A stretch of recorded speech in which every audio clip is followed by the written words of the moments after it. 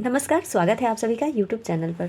तो चलिए फ्रेंड्स, आज हम लोग देखेंगे कि 40 मार्क्स की तैयारी हम किस प्रकार से करें बिल्कुल आसान तरीके से, जिससे कि हमारा उसमें 30 या 25, 28 मार्क्स तो आ ही जाए। तो देखिए, इसमें सबसे पहले ये देख लेते हैं कि किन सब्जेक्ट से कितने प्रश्न पूछे जाते हैं। तो 8 या 6 लेकर के आप एवरेज चलिए, 5 सब्जेक्टों से ये प्रश्न पूछे जाते हैं। जैसे हिस्ट्री से हो गया 8 प्रश्न, एनसीईआरटी और एससीईआरटी से भी प्रश्न आता है। मैं प्रश्नों को भी दिखाऊंगी जो कि 2.0 में पूछा गया है। सामाजिक अध्ययन से 40 मार्क्स का जो भी आया था, प्रश्न पूछा गया था, उन सभी प्रश्नों को मैं आप लोगों को इस वीडियो में दिखाऊंगी कि किस प्रकार से प्रश्न पूछे जाते हैं और कौन कौन से टॉपिक से आता है। क्योंकि प्रश्न अगर आप देख लेते हैं तो पता चल जाएगा कि अच्छा, इस टॉपिक से भी प्रश्न पूछा जा रहा है। तो एक भी टॉपिक को छोड़ना नहीं होगा। विज्ञान से भी आता है 8 नंबर का, मैथ में भी 8 नंबर का आता है। अब कितने जो भाई बहन हैं वो कमेंट्स कर रहे हैं कि मैथ मतलब मेरा बिल्कुल कमज़ोर है। तो देखिए, मैथ मेरा भी कमज़ोर था और मैं इस 8 नंबर पे ध्यान ही नहीं देती थी। 8 नंबर के पीछे क्यों अपना टाइम इतना वेस्ट करें। मान लीजिए 100 टोटल 120 नंबर में अगर आप 8 नंबर घटा देती हैं तो आपको कितना तैयारी करना है, 112 नंबर का तो तैयारी हो ही जाएगा। तो आप 112 नंबर के पीछे पढ़िए और अगर 112 में आपका कितना 90 आ जाता है, 92, 96 इस प्रकार से आ जाता है तो आप एग्ज़ाम को क्रैक कर सकते हैं, यानी आप क्वालिफाई हो सकती हैं। तो जो सबसे ज़्यादा वीक है उसको थोड़ा सा साइड करते हुए उसको तुक्का पर छोड़ दीजिए। 2-4 नंबर तो आ ही जाएगा 8 में, तो तुक्का पर थोड़ा कुछ क्वेश्चन देखिए। एग्ज़ाम में ऐसा होता है कि रटा रटाया क्वेश्चन भी वहाँ पर ऐसा ऑप्शंस दिया रहेगा कि इंसान भूल जाता है और गलत मार करके आ जाता है। तो मैथ जिनको नहीं आता है, मैं तो ये बोलूँगी कि भैया उनके पीछे आप न पढ़ें। जो थोड़े बहुत ये कम मार्क्स के जो रहते हैं और आपको बिल्कुल नहीं आता है, उस समय आप ये ऊपर वाले के भरोसे छोड़ दीजिए कुछ जो नंबर रहते हैं। बाकी जैसे आपका बाकी सब्जेक्ट तो अच्छा है तो उसमें आप नंबर लाने की कोशिश कीजिए। जैसे भूगोल हो गया, विज्ञान हो गया, करेंट अफेयर्स हो गया 8 नंबर का। अब करेंट अफेयर्स की तैयारी आप कहाँ से करेंगे, सोशल साइंस की तैयारी कैसे होगी। तो करेंट अफेयर्स की तैयारी आप 6 महीना का बहुत सारा यूट्यूब चैनल पर चलते रहता है। 6 महीना का मेन जो करेंट अफेयर्स होता है उनसे जुड़ा हुआ वीडियो चलते रहता है। तो अभी से भी समय है, आप लोग हर रोज़ 2 घंटा करेंट अफेयर्स को दीजिए। जो भी महिलाएं हैं वो काम करते करते ही अपना ईयरफोन लगा लें और करेंट अफेयर्स सुनते रहें। इससे भी बहुत याद होता है और एग्ज़ाम में अगर आप वहाँ पर ऑप्शंस देखेंगी तो आपको ध्यान में आएगा कि ये वाला सुना हुआ था। तो इस तरह से आप करेंट अफेयर्स तैयार कर सकती हैं। अब बारी आती है कि समाज अध्ययन में ये जो इतिहास हो गया, गणित, विज्ञान, इसकी तैयारी कैसे करें। तो देखिए, सोशल साइंस में आप तैयारी 80 नंबर की तो कर ही रहे होंगे जिनका एसएसटी सब्जेक्ट है। हिस्ट्री हो गया, ज्योग्राफी या तो आपका लिया होगा या फिर हिस्ट्री पोल साइंस होगा या इकोनॉमिक्स होगा। हम लोगों ने तो जो ये 2.0 हुआ था, चारों सब्जेक्ट पढ़े थे क्योंकि पता ही नहीं था कि दो मतलब सब्जेक्ट ही 80 नंबर से पूछा जाएगा, यानी 2 ही सब्जेक्ट 80 नंबर में आएंगे। तो ये नहीं पता था, तो मैं तो चारों पढ़ती थी। क्लास 9, 10 की बुक में सभी देखी थी, चारों ये बुक, हिस्ट्री भी, ज्योग्राफी भी, पोल साइंस भी और इकोनॉमिक्स भी। लेकिन अभी आप अगर 2 भी कर रहे हैं तो आपका ये इतिहास से और ज्योग्राफी से जो इसमें पढ़ेंगे उसी से रिलेटेड उसमें भी पूछा जाएगा, 40 नंबर वाले में भी। तो 80 नंबर के साथ साथ तो आपका 40 नंबर की तैयारी हो ही रही है अच्छी से।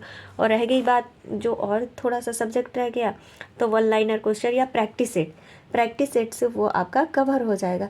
देखिए, कम समय में जितना सबसे ज़्यादा जो शॉर्टकट रास्ता रहता है वो होता है प्रैक्टिस सेट। प्रैक्टिस सेट से बढ़ के कुछ नहीं होता।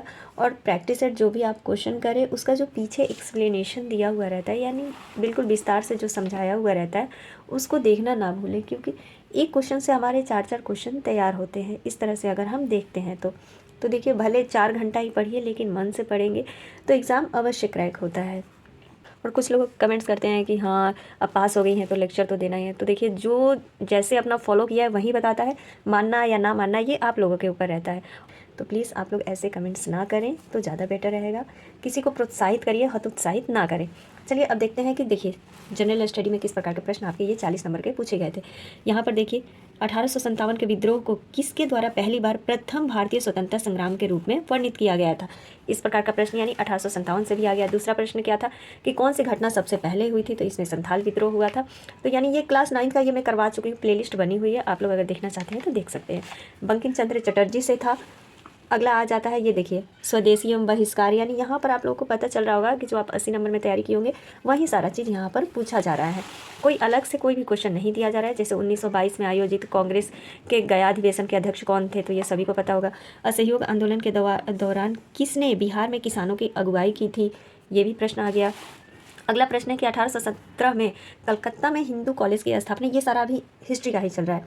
नेक्स्ट प्रश्न था, इन सभी कथनों को तो मैं बिल्कुल ट्रिक से बताई हूँ, अब वीडियो में थोड़ा सा ढूंढना पड़ेगा कि इनमें से किसने कहा था कि कांग्रेस का महल लड़खड़ा रहा है और भारत में रहते हुए मेरी यह एक महत्वाकांक्षा है कि मैं शांति के साथ इसे मरने में सहयोग दे सकूँ, तो ये कर्जन का था। तो वो 8 नंबर हिस्ट्री का था। अब यहाँ से मैथ का शुरू होता है। तो देखिए ये मैं तुक्का में ही लगा दी थी और ये सही हो गया था। जो मैं की हूँ वो आप लोगों को बता रही हूँ सच्चाई से। इस प्रकार के ये प्रश्न मैथ में पूछे जाते हैं।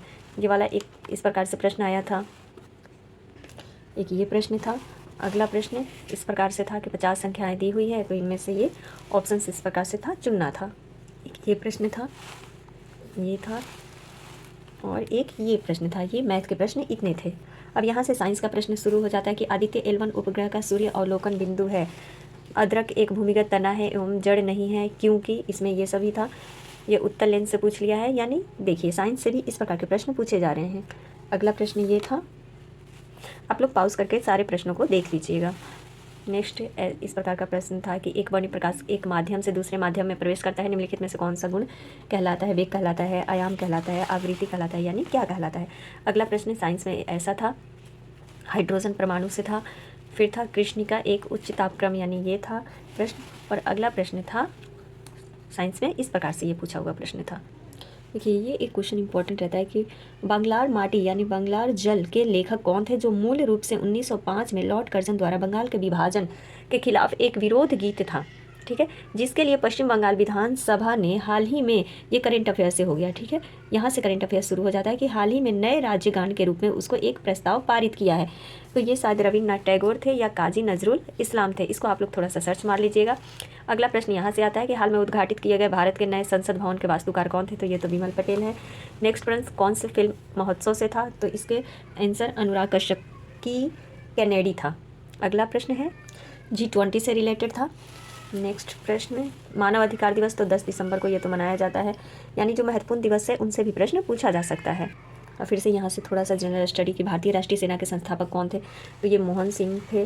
ताना भगत आंदोलन से संबंधित प्रश्न पूछ लिया है। किस राज्य में रक्षाबंधन को वृक्ष सुरक्षा, तो ये बिहार में मनाया जाता है।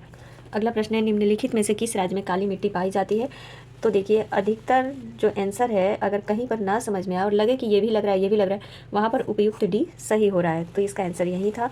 नेक्स्ट प्रश्न था कि भारत में, तो ये SCRT से प्रश्न पूछ लिया, और SCRT में जो मैं बिहार स्टेट का सारा चैप्टर जो करवाई हूँ उसमें ये दिया हुआ है, तो ये एक सही हो गया था। तो यहाँ से ये वाला देख सकते हैं। तो इसी प्रकार के ये 40 प्रश्न पूछे गए थे। अब देख लेते हैं भूगोल के प्रश्न कि भूगोल के प्रश्न किस प्रकार से पूछे गए थे। तो भूगोल में चट्टान से था कि चट्टान किस स्तर में जमा होता है, तो अवसादी चट्टान में था। कौन सी एक फलीदार फसल है, तो दलहन फलीदार फसल है।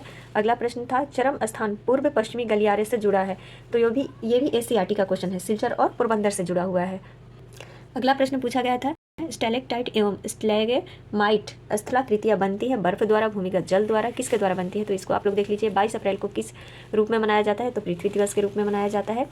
भारत का स्थलाकृति मानचित्र किस संगठन द्वारा बनाया जाता है, तो भारतीय भूवैज्ञानिक सर्वेक्षण के द्वारा बनाया जाता है। तो ये 40 प्रश्न समान अध्ययन से पूछे गए थे इन 5 सब्जेक्ट से।